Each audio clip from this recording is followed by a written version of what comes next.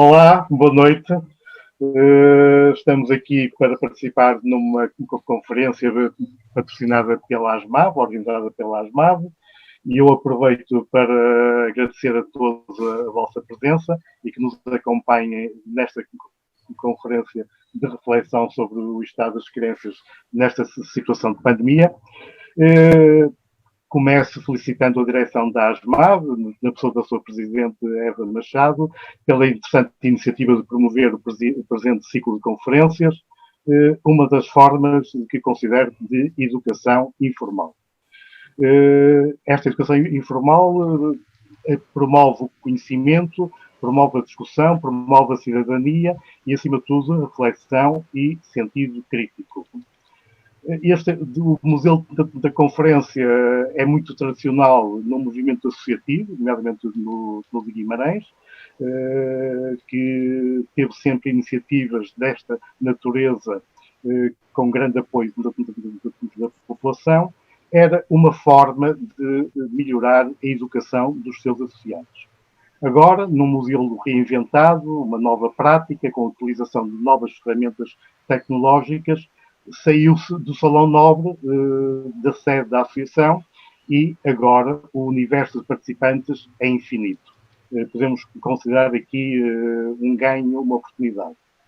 O potencial de participação também é muito mais alargado, é uma nova prática a ter em consideração no futuro, como em todos os outros setores da sociedade, neste novo normal.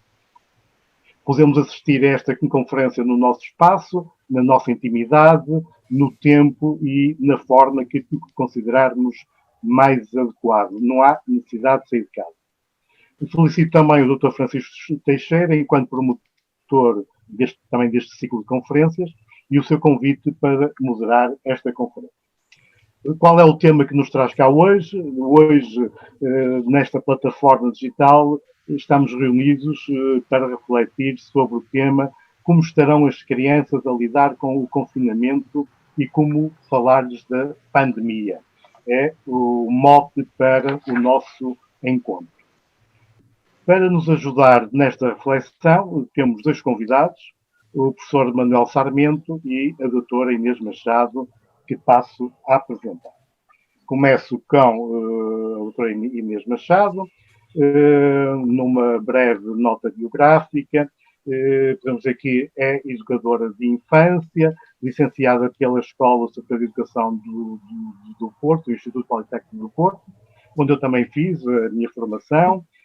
Exerce a atividade de formadora há cerca de 8 anos, em contextos para educadoras de infância, auxiliares da ação educativa, direções pedagógicas, para atores e educadoras de creches, jardins de infância, principalmente. Atualmente é membro da Associação da Criança e também, na sua parte de formação, é bolseira numa bolsa de doutoramento pela Fundação da Ciência e Tecnologia, num programa doutoral em estudos da criança na Universidade do Minho. Parabéns. Depois temos também o professor Manuel Sarmento, Manuel Jacinto Sarmento, também meu conhecido há muitos anos e quem considero que foi um dos motores também da minha ação e da minha formação. É um professor associado com agregação no Instituto de Educação da Universidade do Minho, tem doutoramento em agregação em estudos da criança, coordena a área de Sociologia da Infância da Universidade do Minho. É professor visitante em diversas universidades, como em Paris e no Brasil. Atualmente, já foi membro do Conselho Nacional de Educação, diretor da revista Investigar em Educação, da Sociedade Portuguesa de Ciências da Educação, e foi membro da direção de AISLF, a Associação de Sociólogos da Língua Francesa. Autor de vários livros e artigos científicos em Sociologia da Infância e da Educação, membro da direção do Laboratório Colaborativo Prochai-Cola. No entanto, há toda uma vida ativa muito próxima de nós, aqui em Guimarães, de mim em concreto, por isso tenho que referir que, a nível de Guimarães, o seu empenho e participação no movimento associativo tendo sido um dos promotores e atores principais do projeto de desenvolvimento local de Santo Cato e, posteriormente, presidente da sua direção durante vários anos, vários mandatos da Associação para o Desenvolvimento das Comunidades Locais, a ADCL, como vulgarmente é conhecido. Destaco uma obra notável na direção desta associação e um acreditar no desenvolvimento e na necessidade que há no território de continuarmos a prestar apoio social e de desenvolvimento. De tudo o que fez na associação e tendo em conta o tema que nos traz cá hoje, destaco a realização da Carta da Cidadania Infanto-Juvenil, um instrumento que foi e continua a ser essencial para o conhecimento da situação das crianças e jovens no Concelho de Guimarães. Esta Carta da Cidadania Infanto-Juvenil considero que foi a pedra de partida para que Guimarães e a sua autarquia apresentassem candidatura ao Unicef de Cidade Amiga das Crianças, de que hoje tem o selo de Cidade Amiga das Crianças. Também, mais recentemente, há de referir o seu contributo, dinamização, empenho na construção do Plano Estratégico Local de Promoção e Proteção dos Direitos da Criança, feito pela CPCJ de Guimarães e apresentado publicamente em janeiro de 2020, em resultado da sua publicação em 2019.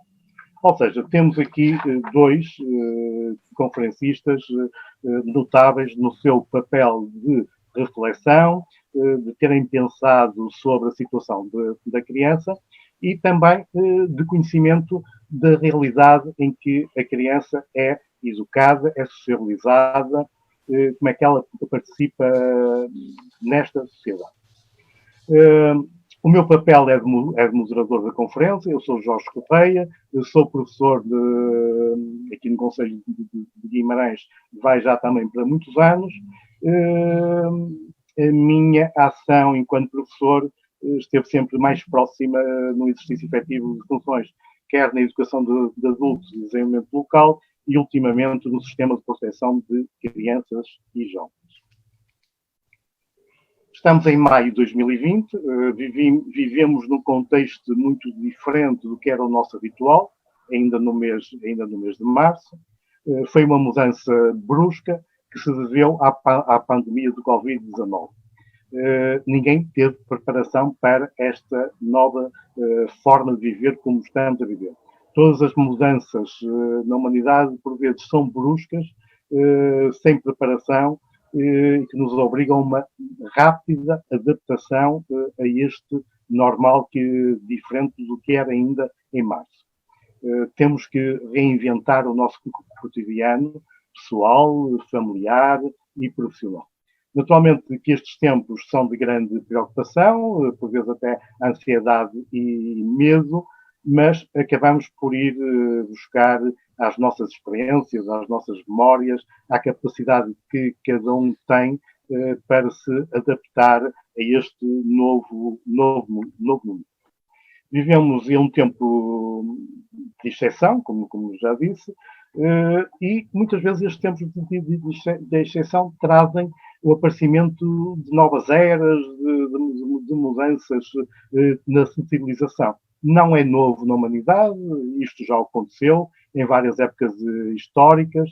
Se calhar a última que temos conhecimento foi a febre, a gripe espanhola, em 1918-20, que também apanhou quer Portugal, quer a Europa e o mundo muito fragilizados com o fim com a Primeira Guerra Mundial. Se calhar, neste momento, as sociedades também estão melhor preparadas para lidar com a situação. E por isso, vendo fotografias da época, que foram publicadas ainda há pouco em vários jornais e revistas aqui de Guimarães, por muito mal que estejamos, estamos muito melhor do que foi essa vivência em 1918-20. para esta conferência, que tem como título Como é que as crianças estão a lidar com o confinamento e como tratar com a pandemia com elas, e eu proponho aos nossos conferencistas que tenhamos aqui uma linha orientadora em que eu proponho que seja, em primeiro lugar, se pense e se faça uma reflexão sobre a criança e os seus níveis de bem-estar. Passemos também pela família, que desafios é que a família teve que enfrentar para viver estes tempos, não deixando de fora as organizações educativas e também como é que elas se adaptaram, interagiram, lidaram com a situação. E temos que também que falar das políticas educativas, quer locais, quer nacionais, nomeadamente quais foram, que resultados é que tiveram e como é que nos estamos a preparar ou temos orientações destas políticas educativas locais ou locais, como é que nos estamos a preparar para o novo normal, porque será um novo normal. Estas quatro dimensões que eu proponho, elas intercruzam-se e são relevantes para o bem-estar da criança no seu conjunto. O ponto de partida, proponho-me dizer este provérbio africano: é preciso uma aldeia inteira para educar uma criança. E neste momento a criança está confinada à família. Mas qual é o que é a aldeia inteira da nossa sociedade atual? Eu considero que esta aldeia inteira, é o conjunto de contextos que interage como a família. A família aqui pode ser nuclear e alargada, as creches, os jardins de infância, o espaço comunitário e as escolas, que são administradas e organizadas em função das políticas educativas locais e nacionais. E, neste momento, a aldeia está demasiado pequena, está reduzida à família nuclear, a maior parte das vezes, e por vezes à alargada, mas conheço muitas situações que os avós estão impedidos de contactar, de socializar com as crianças. Eu trazia também aqui uma reflexão do padre Anselmo Borges, num artigo publicado no jornal, penso que a semana passada, que questionava quanto tempo demora a fazer um ser humano. Este ser humano, para atingir a sua assunção, tem que receber cultura, tem que produzir cultura, esta cultura que a natureza não lhe deu. Nascemos sempre com esta necessidade de termos a família que nos cuide, que trata do nosso bem-estar e depois do nosso contexto que nos eduque e nos dê a nossa cultura. Nesse sentido, e neste momento de confinamento, como é que as crianças estão? De que forma estão a aprender a ser humano? Se calhar era esta a questão de partida. Propunha provavelmente à Inês Machado que começasse, para aceitar. Sim. Antes de mais, boa noite a todos. Espero que me consigam ouvir bem. Agradecer à ASMAV o convite para estar aqui hoje a conversar com o professor Sarmento, também com o Jorge Correia. E obrigada a todos por estarem a assistir e podem participar, podem deixar comentários e, portanto, certamente será uma boa reflexão em conjunto e é um prazer estar aqui a refletir convosco. Em primeiro lugar, dizer também que a minha experiência em relação a todo este assunto é uma novidade, não é? Portanto, eu penso que neste momento ninguém se pode afirmar como especialista, não é? Nestas questões da pandemia, porque é de facto uma situação nova e penso que estamos todos ainda a adaptar-nos e basicamente a aprender como é que nos podemos superar e como é que vamos acabar por superar estes desafios. Portanto, o que eu vou partilhar-vos é assim, testemunhos que eu vou ouvindo de educadoras de infância, auxiliares, diretores de escolas com quem trabalho, que por sua vez também recolhem alguns testemunhos das crianças. Também tenho falado com algumas famílias, tenho percebido e tido algum feedback como é que está a ser este tempo em casa. e acaba por ser um feedback muito diverso, não é? Muito diversificado, porque acabamos por viver de forma mais intensa, não é? Todos estes aspectos, não é? Ou seja, famílias que acabavam por não passar muito tempo em casa, de repente agora estão em casa com os filhos a toda a hora, têm múltiplos desafios, desde o teletrabalho, apoiar as crianças em algumas atividades, nomeadamente a telescola, para as crianças mais crescidas, e algumas questões que depois vou falar mais à frente também, que têm a ver com algum tipo de abordagem que as escolas acabam por fazer também na primeira infância, na creche, no jardim de infância, nesta comunicação com as famílias e neste apoio, digamos assim, que estão a fazer à distância, que desde já nós consideramos na educação de infância que não existe esta possibilidade de educação à distância. Mas eu acho que destes feedbacks todos que tenho recebido, há assim, digamos que há duas posições assim mais predominantes, que têm a ver com algumas famílias e crianças que de facto estão a aproveitar este tempo de qualidade, não é? Ou seja, vemos pais e crianças que até estão a retirar lados positivos de toda esta situação, porque efetivamente têm tempo para estar com as crianças, para brincar com elas, e que até houve testemunhos de famílias que me dizem que de certa forma estão a descobrir os seus filhos e a conhecê-los melhor, não tinham essa oportunidade, e portanto isso eu penso que é muito positivo, não é? E há pouco o Jorge, quando falava em desafios e também oportunidades, acho que isto é uma oportunidade também para as famílias.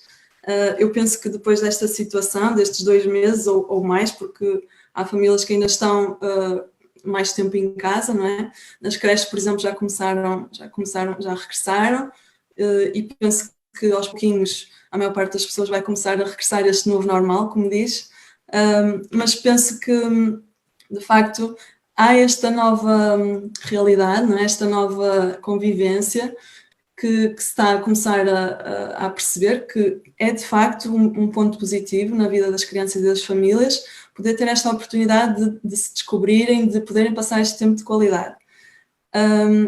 Eu, de facto, acho que é uma oportunidade única também para escutar as crianças, não é? Eu acho que é impensável nós lidarmos com toda esta situação escondendo das crianças o que é que se está a passar, ou não lhes falando disto, ou tentando simplesmente fazer com que elas não se apercebam desta realidade, porque as crianças desde pequeninas elas apercebem-se, não é? Elas ouvem os comentários dos pais, elas ouvem as notícias, mesmo antes do confinamento na escola já se começava a falar, até houve testemunhos de crianças que me diziam que no recreio que vinha aí o bicho e vamos matar o vírus, e portanto já se começava a ouvir estas conversas no recreio, e portanto as crianças estão em contacto com esta realidade e eu penso que ela não deve ser escondida, não é? Os pais devem, claro, salvaguardar as suas ansiedades, os seus medos, e de certa forma tentar acalmar-se, não é? Para poder ter estas conversas com as crianças e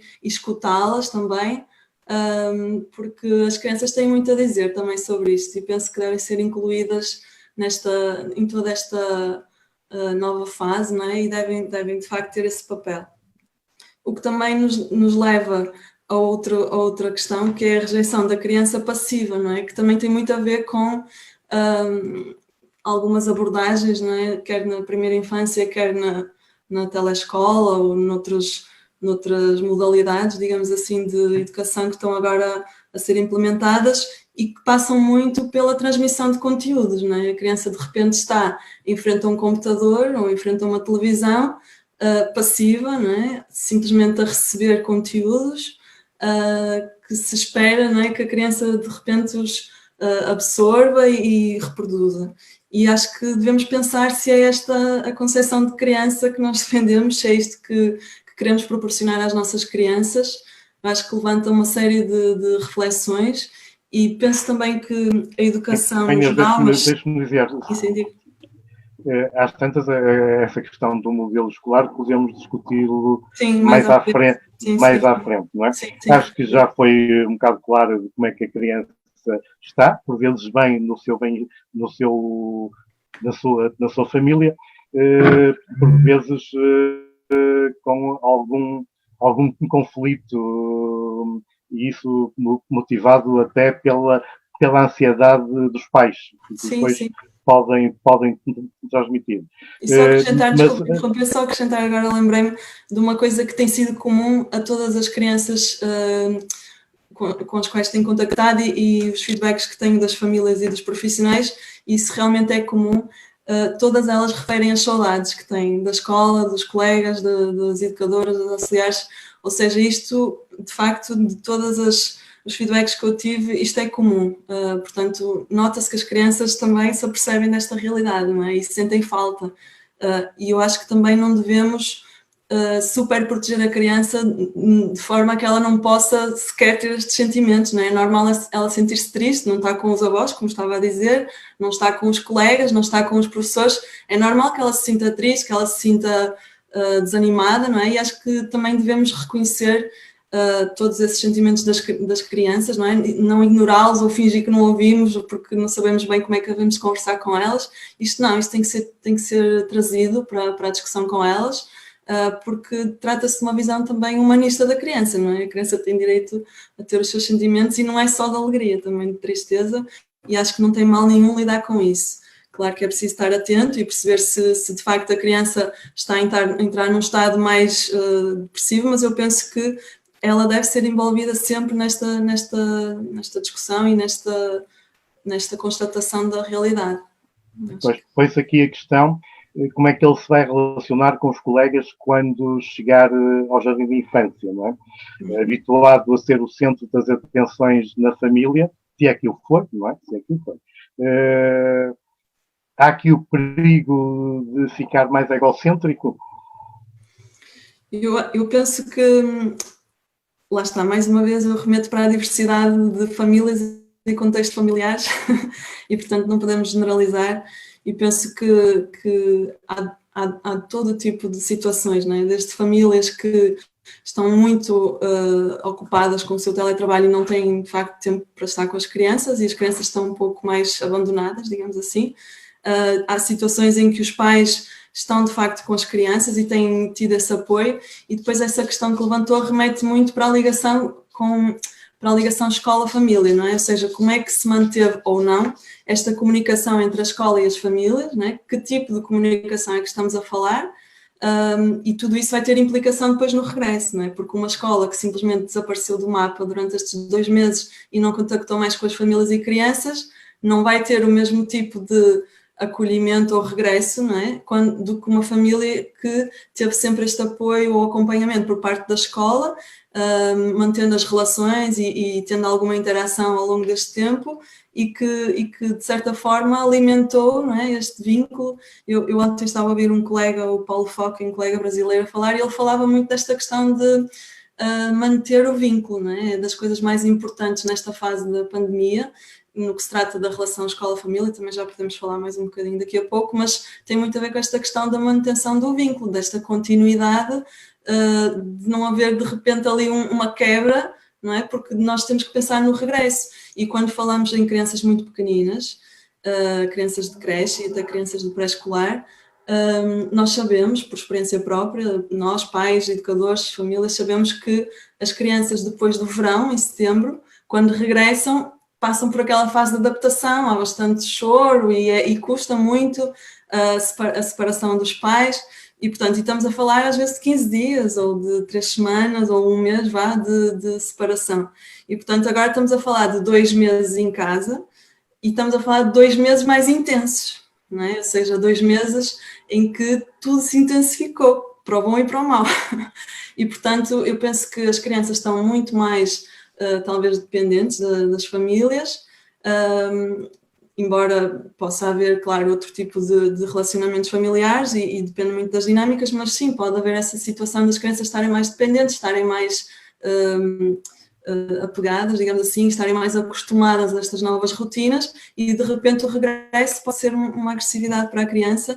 E sabemos, não é, agora pela abertura das creches, que este regresso não é um regresso muito caloroso, não é? Porque estamos a falar de profissionais com máscaras, de profissionais com 1001 cuidados e com toda uma série de regras que já podemos discutir mais à frente, mas que trazem um ambiente mais frio, mais distante e que ainda dificulta ainda mais este novo regresso e esta nova adaptação das crianças. Pelo que disse, eu acho que podemos concluir de que houve um desenvolvimento do vínculo das famílias com as crianças. Né? Passaram a estar poucas horas com as crianças a estar dias consecutivos com as crianças.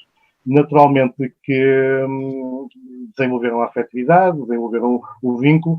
Pode haver aqui algumas perdas no método, na ordem, na disciplina, mas que não há dúvida que há outros ganhos muito, muito importantes. Podemos ouvir agora o Manuel, até no sentido de como é que este tempo contribuiu para o desenvolvimento da célula familiar, do próprio desenvolvimento da criança.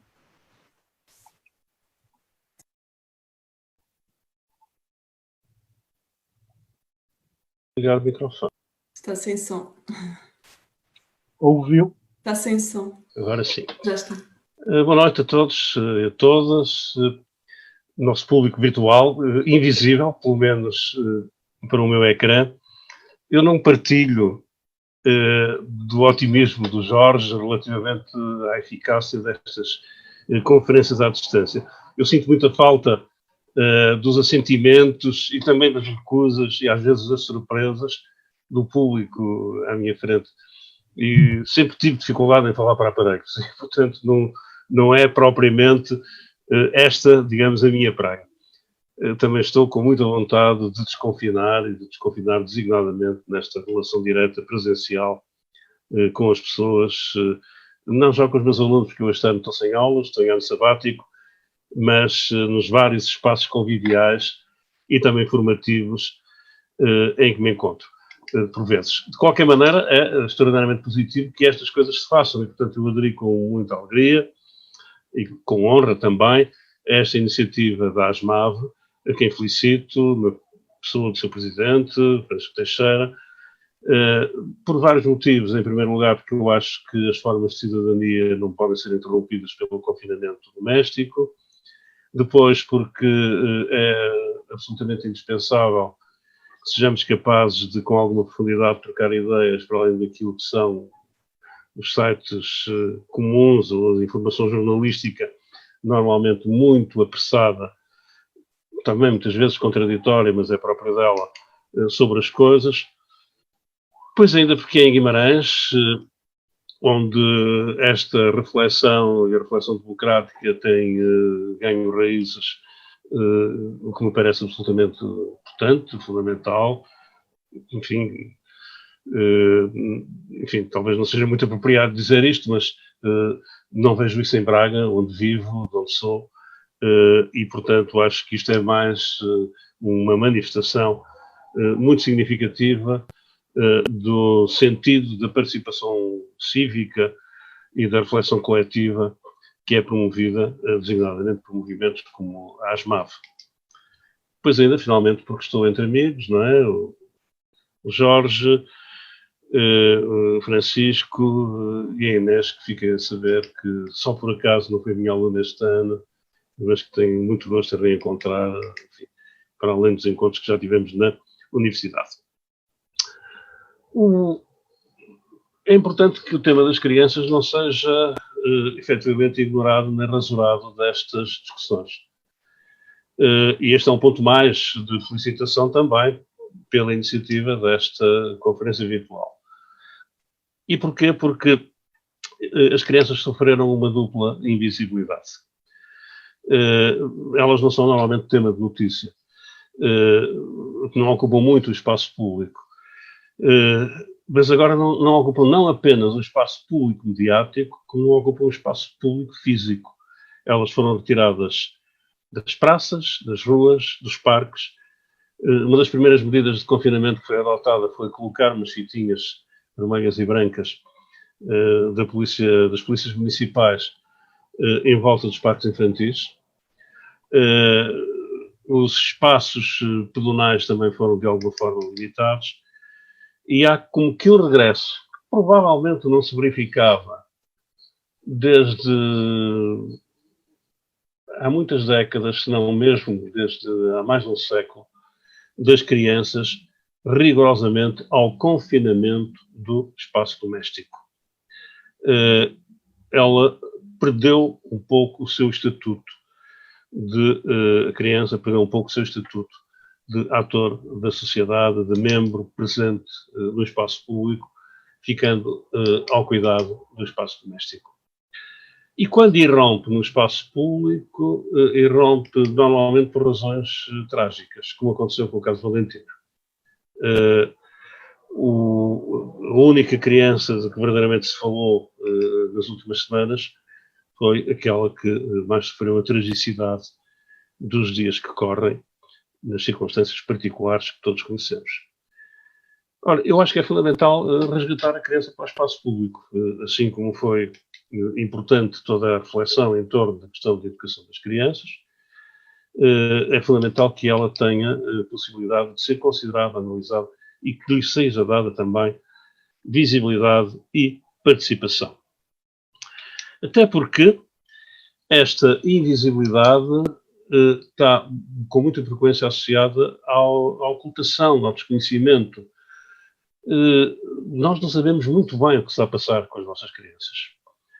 Nós temos alguma informação sobre o que as crianças fazem na sua relação com a escola, as professoras, a comunicação, também ela virtualizada das atividades escolares, quando ela é mediatizada pelos pais, pelas famílias. Mas não é claro que mesmo nessas circunstâncias os professores saibam o que é que as crianças estão a fazer e como estão. Muitas crianças têm os seus trabalhos enviados através do WhatsApp, os pais fotografam os trabalhos, as fichas que fazem e enviam pelos WhatsApps e, portanto, não há esta interação nem sequer virtual. Noutras circunstâncias, há aulas comuns, feitas, em todo caso, por plataformas como a Zoom, como a Teams ou outras plataformas locais. Sei que Guimarães, nessa matéria, tem, enfim, uma especificidade, que é o facto de ter uma plataforma de mais cidadania que a Câmara utiliza, por contrato com a empresa que a promove, para esta interação virtual dos professores e das escolas com as suas crianças.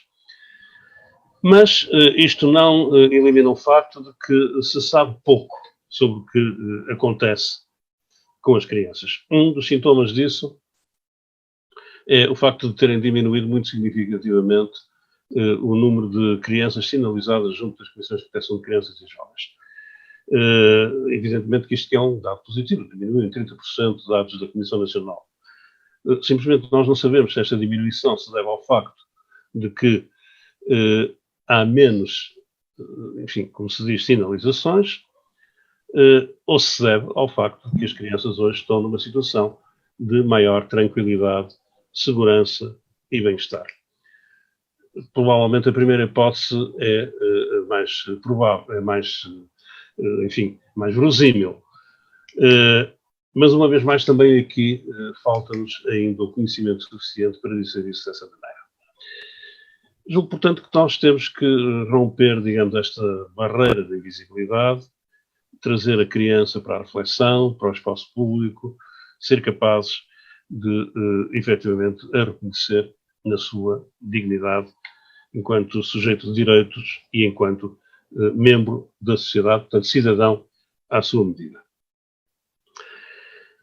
Esta questão está ligada também com o facto de que a crise pandémica, e também não sou muito otimista relativamente às oportunidades que a crise pode gerar, ainda que eu acho que tudo aquilo que são as ameaças devem ser objeto de uma intervenção que as transforme, e concordo com o ponto de vista de que não se deve ceder fatalisticamente a isto, mas acho que a crise é, sobretudo, uma crise que tem o seu cortejo de dor, de sofrimento, de morte, de empobrecimento, e esta crise, de facto, afeta diferenciadamente as crianças. Nem todas são, de facto, afetadas da mesma maneira.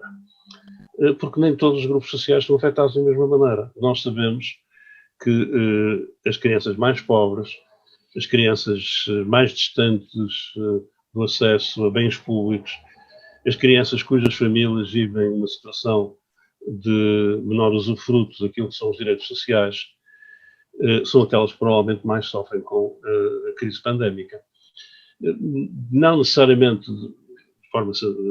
nas questões sanitárias, na possibilidade de serem infectadas, ainda que isso seja verdade, em relação a vários grupos sociais mais empobrecidos por todo o mundo, isso tem sido objeto de muita análise e identificação, são os grupos étnicos minoritários, são os grupos mais empobrecidos, aqueles que mais sofrem com a crise pandémica num país como o Brasil, que está hoje a sofrer o horror da dupla infecção, portanto, infecção pelo vírus da doença e infecção pelos vírus das políticas de genocídio que têm vindo a ser assumidas pela extrema-direita no poder. Mas no Brasil, dizia eu, é visível, são as crianças dos grupos socialmente mais vulneráveis, aquelas que mais sofrem também com a crise pandémica, porque são esses grupos aqueles que são mais afetados pela doença. Mas no caso português, não sendo necessariamente assim, são essas crianças que mais sofrem com, evidentemente, as consequências económicas da crise pandémica, que estão evidentemente associadas.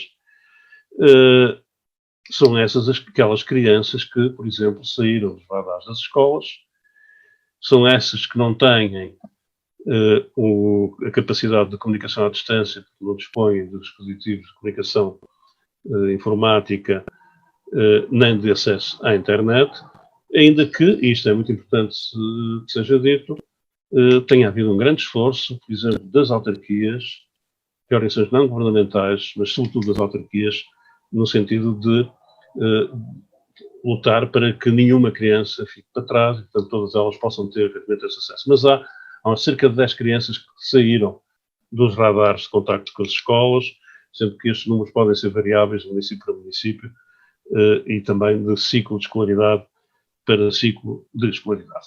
E a desigualdade social, uma vez mais, é reforçada pela crise pandémica, que se vai prolongar pelas suas consequências económicas e que vai, evidentemente, ter manifestações como em todas as outras crises. Sobre essa matéria existe já conhecimento acumulado. Nós sabemos o que aconteceu no passado, designadamente no passado próximo, na crise económica e financeira de 2007-2008, em Portugal, por exemplo, e ainda em crises anteriores, na crise de 29, etc. E o que é que aconteceu foi que, de uma forma geral, a vulnerabilidade das crianças aumentou, intensificou-se e exprimiu-se em vários pontos. O primeiro ponto, um maior número de situações de negligência, designadamente de negligência junto das crianças mais pequenas, dos bebés. Isso aconteceu em Portugal em 2008. Uma questão de fragilidade do ponto de vista alimentar. Professor, às tantas poderíamos interromper aqui a sua intervenção, que está a ser interessante, e concordo com tudo o que está a dizer. O meu otimismo é no sentido de realçarmos o potencial que a plataforma nos traz. Naturalmente que temos aqui um combate às desigualdades. Cada família lida com esta situação com recursos diferentes, nomeadamente esta de que atualmente os pais estão a ter a função também de professores. E mesmo professores, e desculpem, mesmo pais com níveis escolares elevados apresentam aqui dificuldades de acompanhar os filhos, porque hoje a escola, os conteúdos, os currículos são muito diferentes do que eram aqui há 20 anos. Isso torna logo aqui uma desigualdade que as crianças têm no seio da família. Podíamos também fazer uma reflexão sobre esta situação, como é que as escolas estão a lidar com esta situação e se é curial pedirem aos pais que tenham essa função também de professores.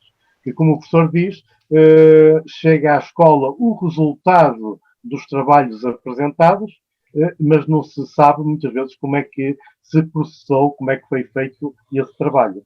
A Inês quer referir alguma da sua experiência? Quero desde já lançar a provocação. Será que é isso que nós queremos, não é? Que os pais substituam os professores? Porque, de facto, uma coisa é uma coisa e outra coisa é outra coisa, não é? Nós não podemos distorcer, na minha opinião, claro, não podemos distorcer a concepção de escola, a concepção de educação desta forma, ao ponto de acharmos que, de repente, assim por de forma mágica, os pais de repente possam substituir os professores e ter esse papel, ainda que lhes seja pedido, que também não acho justo. Portanto, eu começaria já por dizer que tenho visto várias escolas, e quando falo de escolas falo de creches e jardins de infância, que estão completamente a invadir o espaço das famílias. Tenho-me chegado a alguns feedbacks de profissionais que chegam inclusive a dizer a que horas é que a criança deve acordar, a que horas o que é que ela deve fazer durante o dia inteiro, ao longo da semana, e de repente estão a invadir este espaço das famílias e as rotinas das famílias e a massacrar com uma série de atividades pré-feitas até, digamos assim, fichas, coisas para pintarem, o pintar e colar, que nos remete também para a imagem de educação, não é? Que nós temos esta imagem de educação, quer dizer, eu acho que temos vindo a caminhar no sentido de uma educação mais respeitosa, mais participativa, que respeita a criança, a sua competência, a sua agência, e de repente estamos a substituir isto pela ideia de que a escola basta, para ter a ideia de que a escola continua, basta fazer estes trabalhinhos ou estas atividades prontas que só castram as crianças, e eu acho que até frustram as crianças, pelo menos dos feedbacks que eu tenho recolhido também.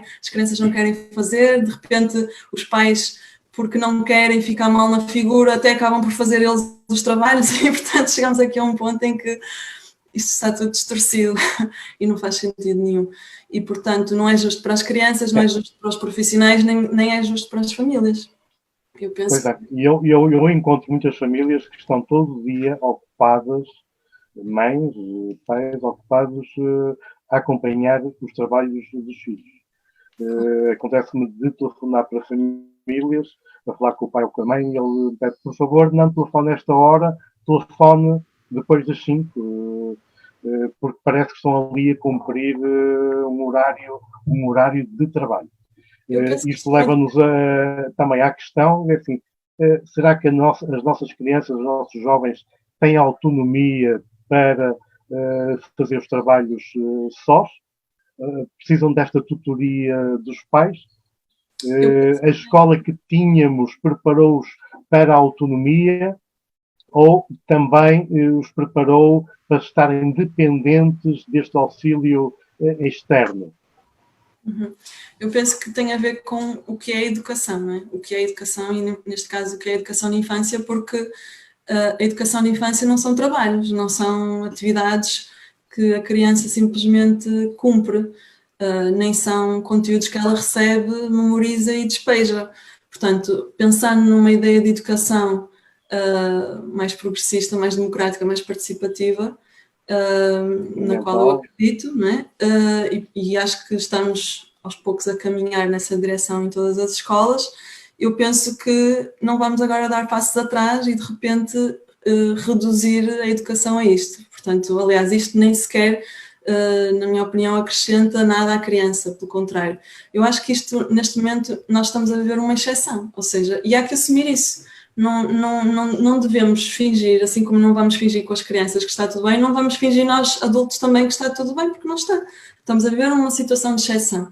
E, como tal, medidas de exceção. E, portanto, as crianças fazem uma pausa no seu contexto educativo, no seu contexto escolar, e na educação de infância, o dia-a-dia das crianças, digamos que o currículo, se quisermos falar assim, ou o que é curricular na educação de infância, tem muito a ver com a vivência, com as rotinas, com o brincar, tem muito a ver com a forma como a criança se relaciona com os outros, com o mundo, com a forma como ela constrói conhecimento, com a forma como ela se relaciona com a cultura, e, portanto, tudo isto podem ser reflexões feitas entre escola e família, né? De forma que as rotinas e os recursos que os pais têm, não é? Sejam recursos materiais, sejam recursos psicológicos, emocionais, o que for, os recursos que cada família tem e possam ser utilizados, não é? Para fazer esta ponte e para fazer esta transição e passar este tempo de qualidade com as crianças, porque não é entupi-las de atividades que vai fazer com que as crianças ganhem um ano, pelo contrário. Portanto, eu penso que isto merece reflexão e penso que não devemos agora, de repente, passar a ter pais professores, porque os pais são pais. E, portanto, não é justo para ninguém fazer isso. Eu acho que também tem muito a ver, na educação da infância, tem muito a ver com, de certa forma, justificar as mensalidades que se pagam e, portanto, a escola acha que os pais estão a pagar na mesma, mesmo que tenham alguma redução, estão a pagar e tem que justificar, de certa forma, o trabalho. E acabam por ter este mecanismo de enviar, conheço algumas realidades que vão enviando planificações semanais de atividades diárias, e portanto isto é absurdo, não faz sentido nenhum, e penso que não é este tipo de abordagem que deve existir em termos de comunicação da escola com as famílias, e deve ser uma reflexão no sentido do apoio, do vínculo, como disse há pouco, e no sentido de como é que escola e família podem ser parceiros no bem-estar da criança, no brincar, no deixá-la expressar-se também, não é? Porque, como eu dizia há pouco, a criança também está a desenvolver todo um tipo e a experienciar todo um tipo de sentimentos e, por vezes, a criança não se consegue expressar oralmente, não é? E, portanto, deixá-la desenhar, pintar, expressar-se de todas as formas que ela quiser, não é? Permitir-lhe isso, criar um ambiente facilitador desta expressão e comunicação, de forma a que a criança possa também saber lidar com estas emoções e possa passar por esta fase de uma forma mais harmoniosa, não é? Porque se de repente está tudo diferente, eu não estou na escola e estou só a fazer coisas que não gosto, isto também traz impactos para a criança. Será que estas organizações sociais e educativas estão preparadas para o combate às desigualdades? Qual é a opinião do Manuel? Jorge, deixa-me voltar um pouco agora à escola e à questão que estávamos a discutir. Há pouco, no início, na sua introdução, citou aquele provérbio africano, não é? Para educar uma criança é necessário toda uma aldeia.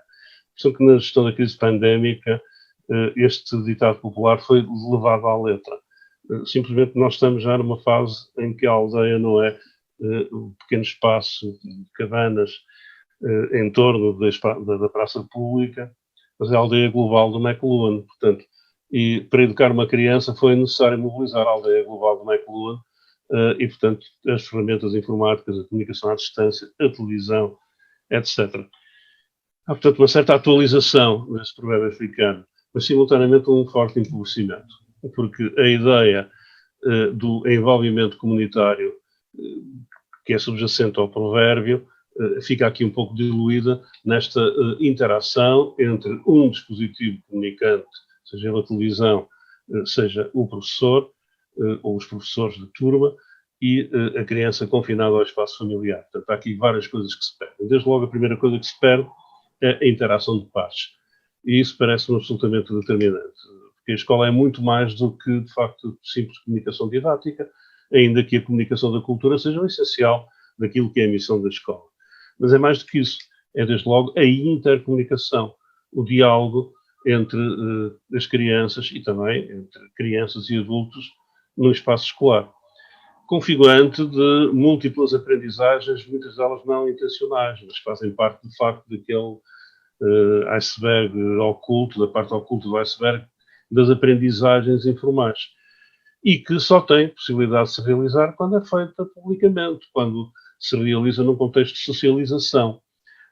Aí aprende-se a falar, a fazer amigos, a negociar, a conversar, a discutir, a debater, aprende-se o conflito, aprende-se também a possibilidade do consenso.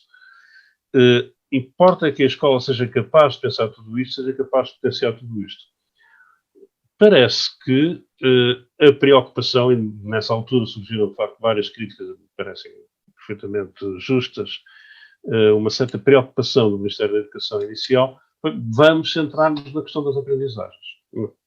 Não sendo possível ganhar tudo, alguma coisa vamos, em todo caso, ganhar e vamos centrar-nos nas aprendizagens. E isso acabou por ter como consequência exatamente isto. Durante este período de tempo, tivemos, salvo importantes e honrosas exceções, efetivamente uma grande fragilidade dos processos educativos, designadamente da educação escolar, e a redução daquilo que é o trabalho educacional e pedagógico, a relação didática ainda nem sequer totalmente assumida. Na verdade, não há propriamente até uma relação pelo menos no sentido de interação.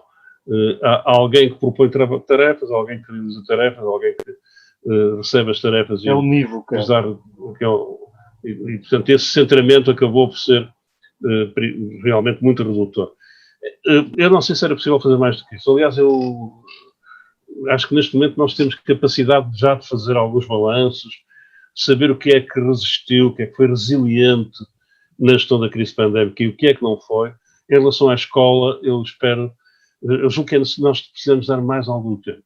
Nós precisamos ainda de ganhar alguma distância para fazer um balanço definitivo de como é que foi a gestão educacional, quer ao nível das políticas públicas, quer ao nível do funcionamento das escolas, etc. Admitindo também, em todo o caso, que há aqui diferenças, e essas diferenças muitas vezes são geradas por dinâmicas, lógicas de ação bem distintas.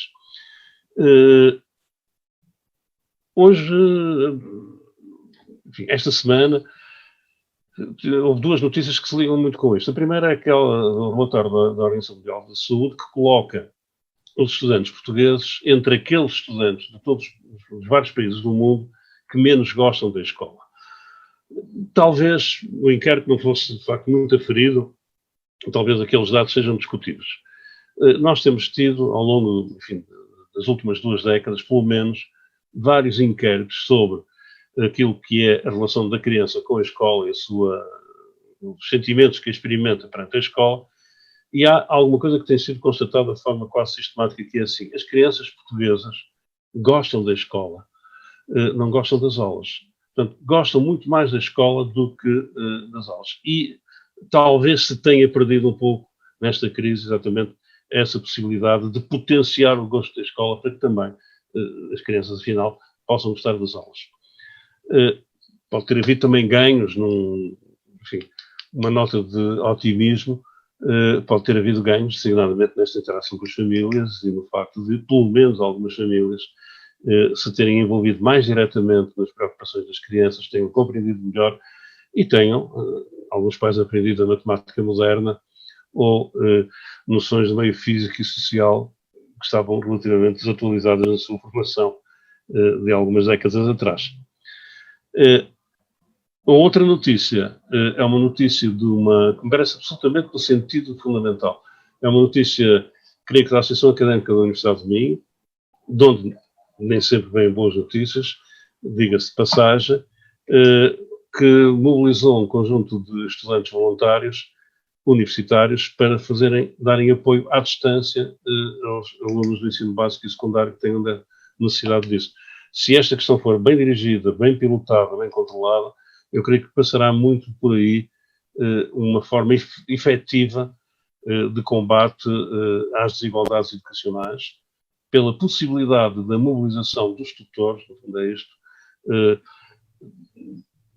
As escolas têm, enfim, com alguma frequência, tutores de pares, já, os mais velhos, sei lá, os do 10º ano que ajudam os do...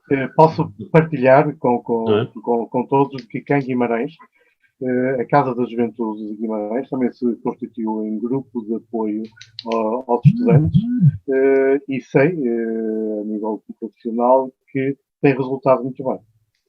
São jovens relativamente numa idade próxima de quem estão a ajudar, há uma boa interação e tem sido bem acolhido nas famílias e nos jovens. É uma boa experiência. Julgo que essa é uma medida absolutamente essencial, desde que haja boa coordenação e direção, porque dispensa os professores de um trabalho que eles não podem fazer, não têm condições para fazer de forma individualizada, vai ao encontro daquilo que é o principal risco desta forma de gestão educacional em situação de pandemia, que é o afastamento da escola e da cultura escolar dos alunos em situação de maior vulnerabilidade social e, por outro lado, potencia competências e capacidades de interação entre os mais novos e mais velhos, que são, efetivamente, muito úteis, quer para os mais novos, como para os mais velhos. Julgo que é um pouco por aí que as coisas têm que ser feitas, o que também nos leva a pensar, relativamente à pergunta, respondendo brevemente, que o Jorge me falou agora, de como é que as políticas públicas se podem alinhar no combate às desigualdades, designadamente neste domínio da interação direta nos contextos de ação, isto é, não propriamente as macropolíticas, mas as políticas ao nível da intervenção direta. Eu julgo que uma coisa que a gestão da crise nos tem ensinado é que o trabalho de proximidade é absolutamente essencial. Não é possível, nestas circunstâncias, que não haja, se não fazer seja o que for, se o trabalho não for um trabalho de proximidade. Também a crise nos ensinou que, perante as dificuldades, existe muita boa vontade, por vezes dispersa, inorgânica, mas muito boa vontade suscetível de ser mobilizada. Tem sido relativamente notável o esforço que tem vindo a ser feito no sentido do apoio alimentar a pessoas que de repente ficaram sem emprego, ficaram sem rendimento, e o modo como tudo se tem multiplicado iniciativas desse género. Provavelmente descoordenadas, e aqui a questão da coordenação é absolutamente essencial.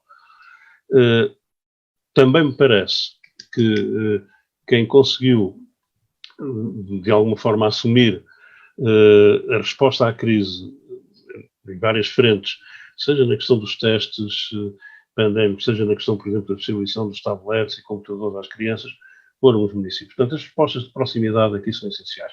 Nós precisamos de as acompanhar, de as suportar, de analisar também os efeitos perversos que elas têm pelas diferenças e desigualdades que podem ocorrer, mas esta é a fase de considerar aquilo que de positivo tem sido feito no sentido de debelar as consequências mais graves das desigualdades sociais.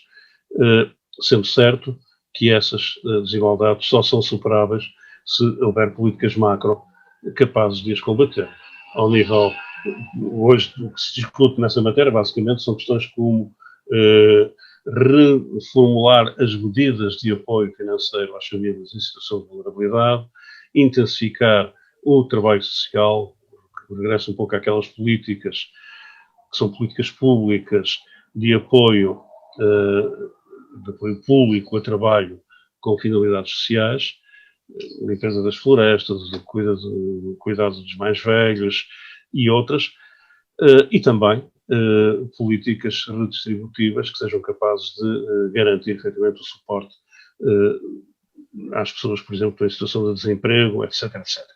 Mas para além de políticas dessa natureza, e que seguramente terão o seu espaço também de emergência, de desenvolvimento, de análise, de produção própria, temos as políticas de proximidade, aquelas em que se mobiliza a sociedade como um todo para responder neste caso, às crianças em situação de maior vulnerabilidade.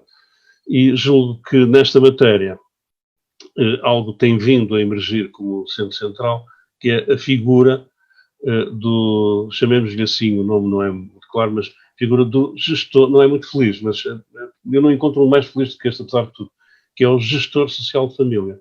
Portanto, é fundamental que em situações de confinamento, de afastamento dos serviços públicos, de encerramento de muitos deles, cada família saiba com quem contactar, tal como sabe quem é o seu médico de família, e ele possa funcionar, essa figura, possa funcionar como pivô para articulação dos vários serviços, isto é, das várias cabanas configurantes da aldeia, que são fundamentais para a educação da criança. A cabana do médico, a cabana do assistente social, a cabana do professor e da escola, a cabana do protetor das CPCJs, a cabana daquele que é capaz de promover apoio em situações de pressão. Concordo inteiramente com o que está a dizer, e é interessante ver o trabalho social a nível local que se tem aproximado desse modelo. No caso em concreto, em Guimarães, a rede social está dividida em comissões sociais interfreguesias e cada comissão social interfreguesia foi entregue a uma técnica da Câmara. E sempre que é necessário apoio para uma família, sabemos que nos vamos dirigir a uma determinada pessoa que depois coordena os apoios que há no território para essas famílias. Realmente, esse conhecimento micro de um técnico em relação a um território e os recursos desse território e à família é muito importante. Porque depois aí também se podem criar, melhorar os níveis de confiança, de conhecimento da situação e potenciar os recursos necessários a essa situação. Penso que em Guimarães houve uma política adequada para responder às necessidades, que foram muitas e que continuam a ser, e dia a dia aparecem novas situações. Mas Jorge, deixa-me acrescentar só uma coisa em relação a isso. Eu concordo consigo, também conheço essa política e acho que Guimarães pode constituir um case study interessante para a reformulação das políticas sociais e da reestruturação da segurança social, porque foi claramente uma estrutura pouco resiliente nesta crise e por isso é que emergiram outras respostas. Pois, eu não mas também é importante. Estou a falar. Independentemente da boa vontade dos seus técnicos e técnicas e da dedicação que reconheço em muitos deles, não é? Designadamente em Guimarães. Mas, para além disso, uma outra questão interessante foi assumir as AECs, no caso das crianças do primeiro ciclo, e os seus respectivos professores, em alguns casos são professores, são também artistas, etc., como uma espécie de tutores com responsabilidades não apenas no desenvolvimento de atividades que se espera que sejam lúdicas, mas também de acompanhamento das necessidades da família, fazendo a ponte, articulando com a família e das crianças, articulando com os serviços sociais. Eu acho muito interessante o trabalho que aí está a ser feito, está a ser apoiado também pelo ProChan Collab, no âmbito da realização de iniciativas no âmbito da educação não formal. Mas é isto, quer dizer, mais do que a metáfora da aldeia, eu julgo que o que nós temos aqui é uma cadeia com elos que têm que ser fortalecidos e em que cada ator sabe qual é, enfim, a sua posição dentro desses elos, portanto sabe também que não pode fraquejar por esse motivo, e tudo isto numa relação muito próxima, muito íntima entre os poderes públicos, os serviços e a comunidade. Pois, mas aqui não há dúvida que foi na aldeia que todos estes recursos foram potencializados. Porque o global não resolveu os problemas locais e foi necessário os da aldeia, concretamente desta comunidade, tomarem consciência desses problemas e fazerem os recursos, porem os recursos à disposição para os resolver. E isso eu creio que foi o que aconteceu. Estamos quase na reta final da nossa conferência e podemos continuar a pensar nas organizações escolares e refletir sobre o seu futuro. Será que deste tempo de exceção vai ficar alguma coisa para o futuro? Inês, quer iniciar?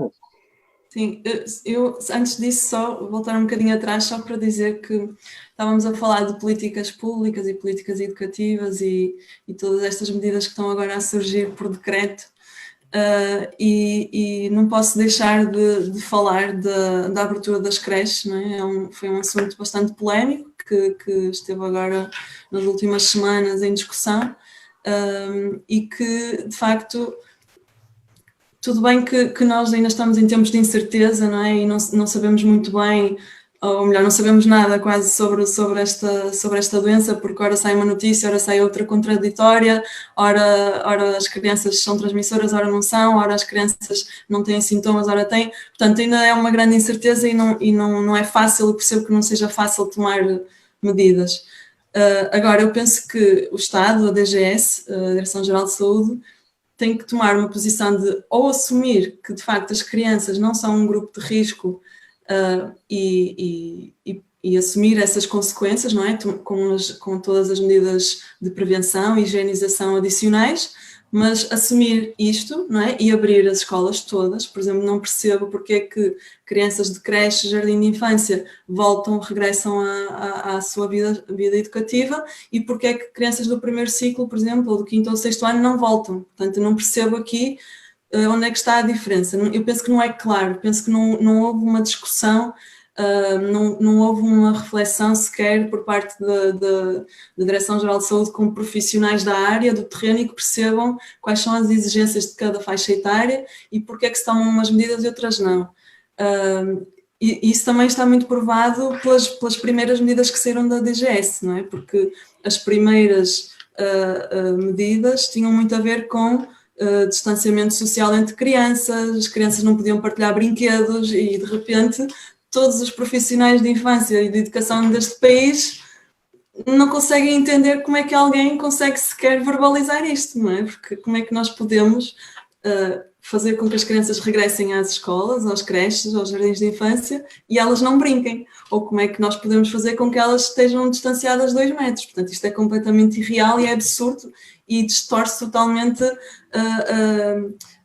tudo aquilo que a escola representa e tudo aquilo que a educação deve representar, principalmente baseado na interação humana, não é? Não há aprendizagem, não há construção de conhecimento sem esta interação humana, sem a relação humana. Portanto, como é que nós podemos andar a separar crianças e não percebo, não sei se nos bebés também o objetivo era passarem o dia entre as camas e as espreguiçadeiras, não percebi bem o que é que tinham em mente, mas seja como for, isto gerou uma polémica, não é, nacional, e os educadores de infância, muito pela voz da sua Associação de Profissionais de Educação de Infância, a APEI, que acabou por ter que recorrer da comunicação social, porque de facto a Direção-Geral de Saúde fartou-se de ignorar os seus pareceres e, portanto, só através da comunicação social é que conseguiu gerar esta polémica e conseguiu fazer com que a DGS voltasse atrás. E, portanto, neste momento nós temos outro tipo de recomendações em que se pede na mesma que haja este distanciamento social entre crianças, mas já não existem metros, portanto já não tem que ser 2 metros, é o possível. E já não existe a ideia de que as crianças não podem brincar, não podem partilhar brinquedos, não podem trazer brinquedos de casa. Ou seja, foi sendo reformulado de uma forma mais lógica, embora eu acho que dificilmente os educadores deste país cumprirão estas recomendações, porque de facto isto seria uma violência para as crianças e isto não faz sentido. Portanto, ou o governo decide que quer assumir as consequências desta abertura e assume que não há riscos tão graves, não é? Ou então não abre como fez com o primeiro ciclo e com outros ciclos. Portanto, eu acho que falta aqui um pouco de coerência, um pouco de discussão pública neste aspecto.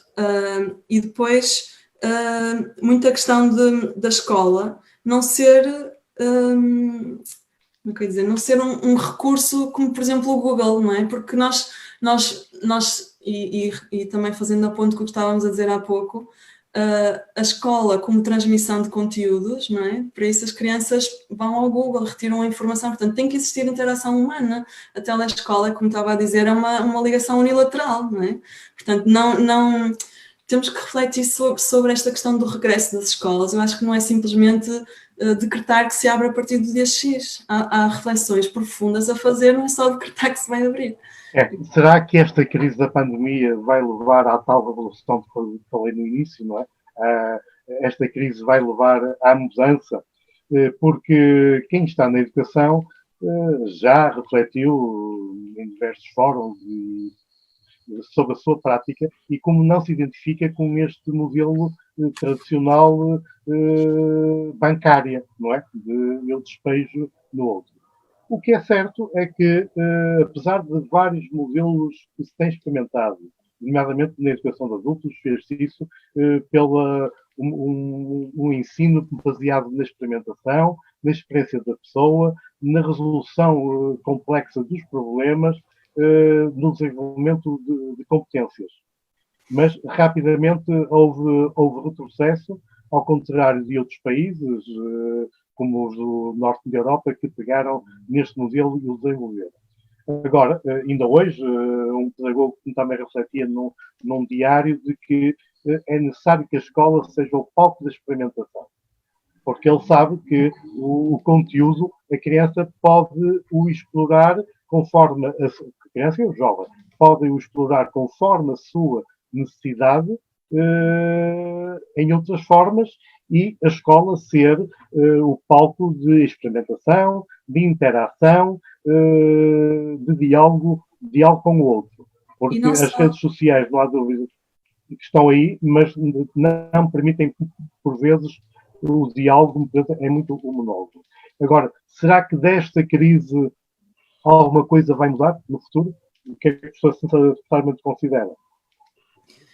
Inês queria dizer qualquer coisa, entretanto, não era? Sim, queria só rematar esta questão, só dizer que eu penso que se os profissionais fossem incluídos de outra forma nesta reflexão, não é? E na reflexão sobre as políticas públicas, políticas educativas, eu penso que se encontrariam alternativas como, por exemplo, as crianças estarem muito mais tempo no exterior, não é? E é uma medida Exatamente. Tão simples que não está nas recomendações da DGS, curiosamente.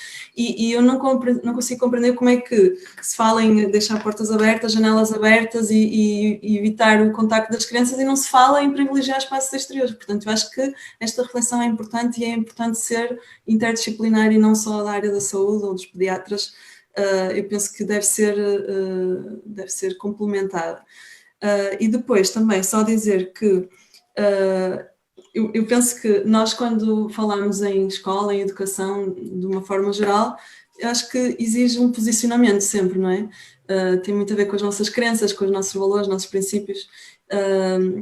E eu penso que o mais importante aqui é nós percebermos o que é que nós queremos proporcionar às crianças, não é? Porque se nós estivermos a pensar numa escola como transmissão de conteúdos, é uma coisa. Se nós quisermos contribuir para a educação de crianças que sejam curiosas, que saibam resolver problemas, que saibam pesquisar, que desenvolvam o gosto por aprender, que desenvolvam o gosto por ir à escola, que desenvolvam o gosto pela colaboração, pela partilha, e todas estas competências e todas estas vivências que nós vamos proporcionando às crianças, não é? Através de um ambiente facilitador.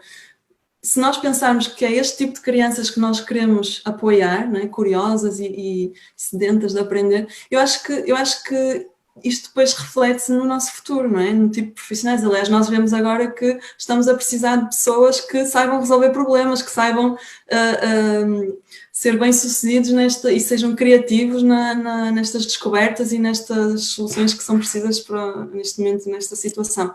E, portanto, eu penso que é uma chapada de luva branca para todos os profissionais, para todos os pais, pensarem que tipo de educação queremos para as nossas crianças e penso que esta altura, claro que traz desafios, mas em nome de algo que se diz que hoje é assim e amanhã não é, ou em nome de algo que ainda não é muito certo, eu acho que temos de ter muita cautela na forma como recomendamos e como implementamos algumas medidas nesta fase, e acho que devemos ter cuidado com isto. Jorge, eu não consigo ser otimista, continuo a ser pessimista em relação a estas coisas, o que não quer dizer que seja derrotista, que acho que é possível dar as voltas às coisas.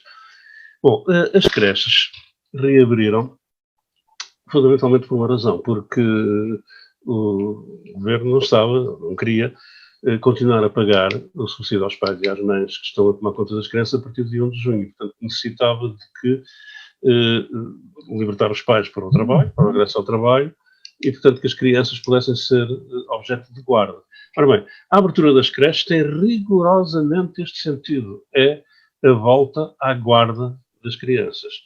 E é nesse sentido também que as primeiras indicações da Direção-Geral de Saúde são feitas. Felizmente elas foram sendo corrigidas, muito por interação com os educadores de infância e educadoras, que tiveram a oportunidade de se pronunciar e, portanto, houve aqui também uma negociação que alterou muitas daquelas regras. Depois, houve entidades que foram dando o seu apoio, deram orientações, lesionamento à APEI, que já referiu, em Guimarães.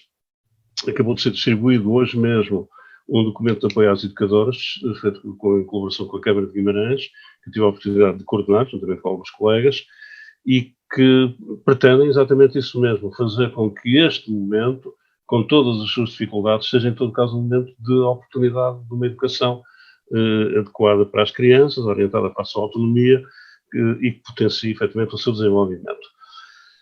Mas, na gênese, há uma espécie também de regresso à ideia inicial da creche, quando ela se constituiu historicamente, no final do século XVIII, que era basicamente uma instituição de apoio às mães trabalhadoras e, portanto, daí que muitas das creches fossem criadas junto das fábricas, ou então por iniciativa filantrópica, prosélita, designadamente também da Igreja. Bom, mas nós queremos uma coisa diferente, queremos creches que tenham intencionalidade educativa, em que as crianças estejam no centro das ações a realizar, e, portanto, é nesse sentido que pretendemos que elas não sejam essas tais seculares instituições de guarda, mas sejam espaços de educar, de educar e de cuidar em simultâneo.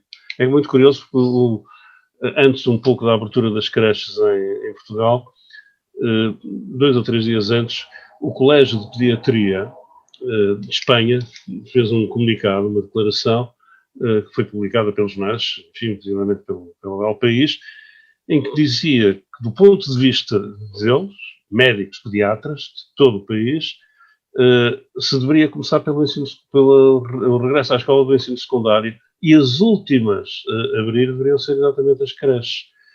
E porquê? Porque, efetivamente, a interação das crianças, umas com as outras, é absolutamente essencial no seu processo de desenvolvimento.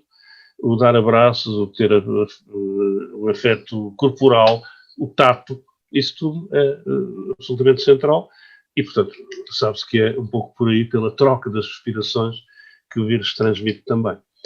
Portanto, mas havia outras razões, que não eram exatamente razões de desenvolvimento infantil, nem razões educacionais, que levaram à priorização da reabertura das creches. Esperemos que isso seja, em todo o caso, aproveitado adequadamente e de forma competente, para que efetivamente não seja um retrocesso. Eu acho que nós vamos ter... Há aqui 2 coisas que são importantes. Uma primeira é que nós vamos ter...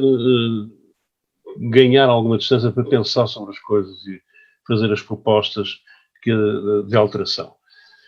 E esse tempo pode ser o tempo fundante de reformas que há muitos anos já têm vindo a ser identificadas, não é? Há vários cientistas sociais, o António Novo, por exemplo, tem falado muito sobre essa matéria, entre outros, que dizem que ou a escola muda profundamente ou a escola morre, porque é uma estrutura que efetivamente está relativamente obsoleta. Então, eu costumo citar também, outras pessoas também citam exatamente esta mesma expressão, que a escola tem esta situação absolutamente paradoxal de ter sido, enfim, criada enquanto escola pública no século XVIII, ter sido organizada e administrativamente estruturada conforme a conhecemos no século XIX, ter professores do século XX e alunos do século XXI. E, portanto, há aqui 4 séculos que se entrechocam numa mesma realidade. E é fundamental que nós tenhamos alunos do século XXI, professores cada vez mais do século XXI, já agora também. Espero que haja uma forte renovação, até etária do grupo dos professores, mas também uma estrutura organizacional e um sentido institucional que seja também do século XXI. É possível que alguns abalos nos façam pensar de forma mais adequada nesta matéria. Mas há sempre linhas de fuga e haverá sempre sobre esta matéria, inevitavelmente, pontos de vista contraditórios. E um que começa a ter alguma expressão, e que talvez não seja exatamente aquilo que nós estamos a falar, é de transformar a escola nesse espaço interacional em que o professor é substituído pelo computador, o ensino à distância substitui o ensino presencial, os materiais pré-construídos, pré-elaborados, substituem aquilo que é a renovação contínua de todo o ato educativo em sala de aula. Portanto, esta tecnologização e informatização do ato educativo é uma possível linha de renovação da escola, talvez não seja necessariamente a linha mais desejável.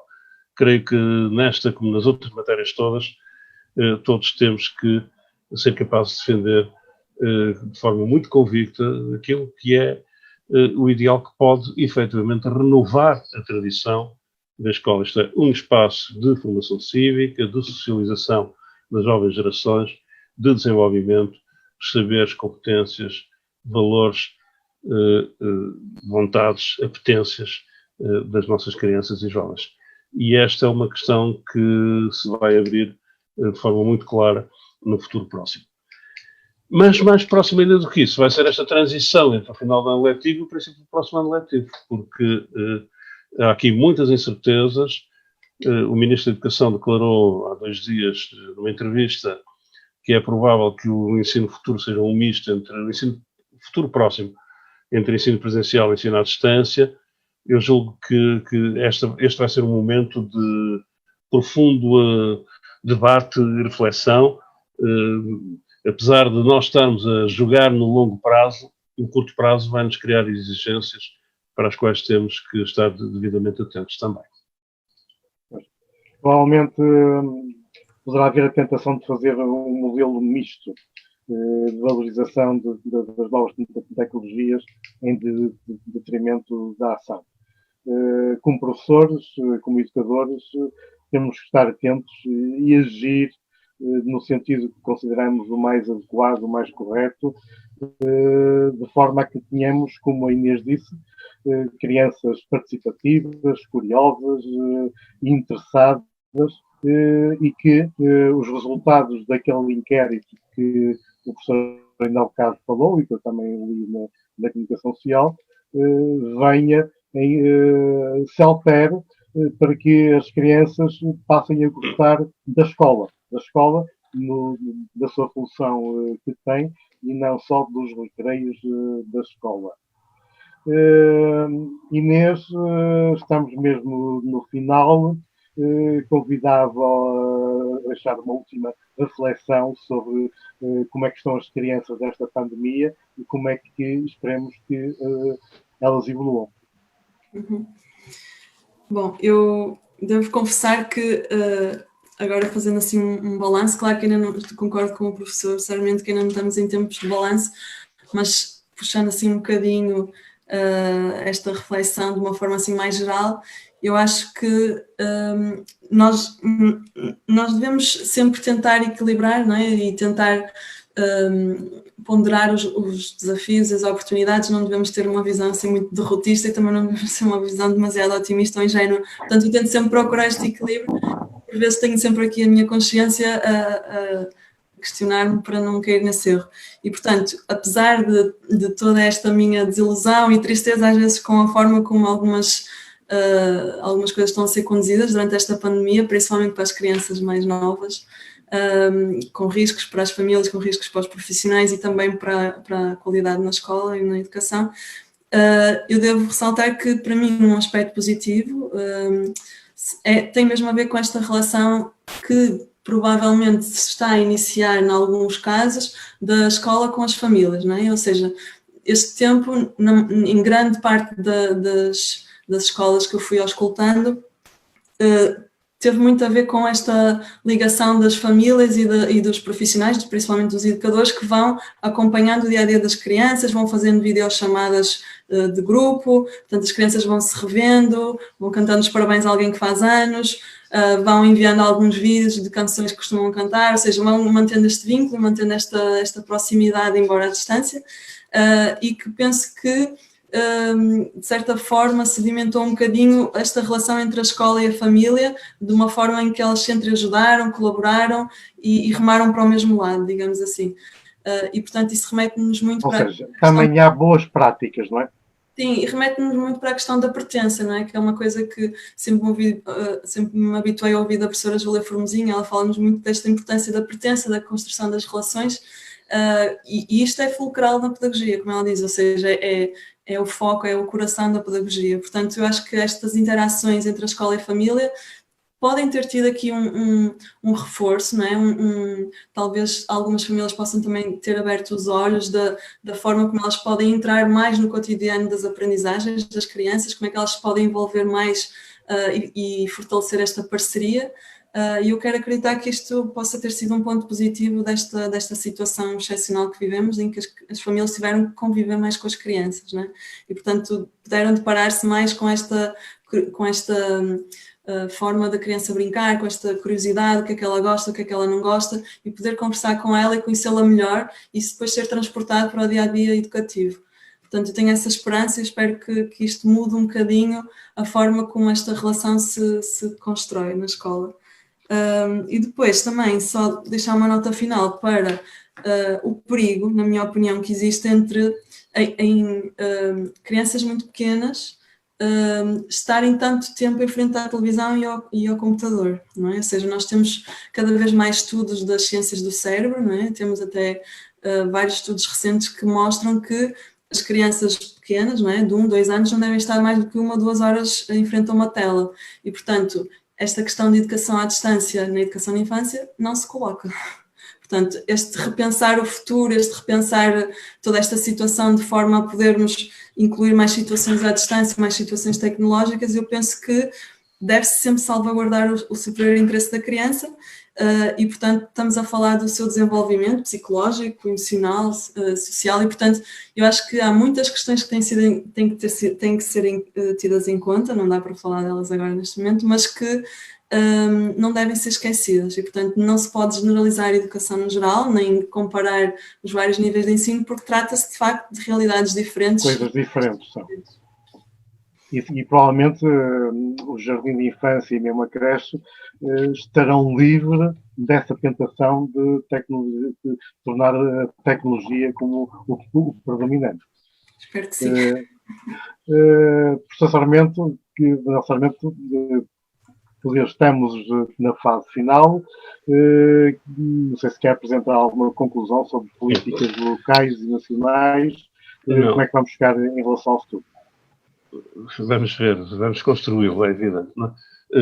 Falaria de um aspecto que talvez não tenha sido muito focado na nossa reflexão, não foi possível também, e que é exatamente como é que as crianças estão a reagir. Quer dizer, falamos muito, enfim, dos contextos, das ações, das políticas, dos interventores adultos, das famílias, dos professores, mas não falamos também, talvez, muito, pelo menos quanto seria possível, das crianças. Como é que elas reagem? Como é que elas pensam nesta matéria e tal? E queria aqui focar apenas 3 pontos muito breves. O primeiro, muitas crianças aproveitaram as tecnologias de informação para transmitir mensagens muito incisivas. Numa altura em que nós não sabíamos muito bem como era ainda a gestão do confinamento, da crise, etc., mas tínhamos notícias, sobretudo de Itália, da zona da Lombardia, extraordinariamente preocupantes. Algumas crianças italianas, pelos desenhos que fizeram e por alguns depoimentos que fizeram, que a televisão trouxe até nós, foram extraordinariamente importantes na criação de uma consciência coletiva de resistência, de esperança, apesar de tudo aparentemente estar a desmoronar à volta delas. Depois nós temos algumas informações de que as crianças têm um sentido muito apurado destas coisas, ainda que evidentemente em função das suas culturas, das suas linguagens, fantasistas, muito imaginárias, mas a verdade é que elas são resilientes. E isto é uma ideia absolutamente fundamental. As crianças têm sido resilientes perante a crise, têm conseguido, apesar de tudo, sobreviver sem grandes dramas, tanto quanto podemos saber, a partir dos depoimentos que existem alguns programas de comunicação à distância das crianças, com desenhos, etc., e é a partir daí que temos alguma informação, e isso é extraordinariamente positivo. Julgo que, com o desconfinamento progressivo, apurar melhor esta voz meia silenciada das crianças se torna fundamental, porque é com elas, seguramente, que nós vamos construir o presente das instituições e, se calhar, também o sentido das políticas capazes de promover os direitos das crianças e o bem-estar social. Muito bem. Fica aqui um bom desafio que nós temos tentado resolver, mas que tem que ser de uma forma mais consecutiva e mais vezes, que é as assembleias de crianças e jovens como uma forma de dar voz às crianças. Ao bocado dizia que as crianças têm estado ausentes e sem visibilidade e provavelmente teremos que reinventar essa forma de ouvir as crianças, de as fazer participar, e sempre que fizemos isso, ainda recentemente aqui em Guimarães, ficamos admirados da forma que elas são capazes de participar, como têm competência para participar, como sabem fazê-lo e como têm ideias e exprimem as suas opiniões sobre os mais diversos assuntos, desde muito pequenos. É um bom desafio que podemos deixar aqui, é ouvir mais as crianças e os jovens, porque como sujeitos da educação devem ser eles também ouvidos. Eu agradeço o vosso empenho, a vossa participação nesta conferência. Acho que saímos aqui todos mais enriquecidos com estas reflexões feitas. Agradeço também a todos que nos estão a acompanhar, à organização por ter organizado este ciclo e por nos ter convidado a estar cá a falar sobre este tema. E, antes de terminar, queria passar a informação, provavelmente alguns já saberão, mas que este ciclo de conferências continua. A próxima conferência será no dia 27 de maio, na próxima quarta-feira, também pelas 21 horas, e com o tema Como vai ser o trabalho depois da pandemia. Os participantes desta conferência será Elísio Estanque e Raquel Varela. Cá estaremos na próxima quarta-feira para ouvir a próxima conferência. Obrigado a todos, uma boa noite, um bom fim de semana e um bom período de pandemia sem a doença, se possível. Obrigada. Boa noite, bom fim de semana e fiquem bem.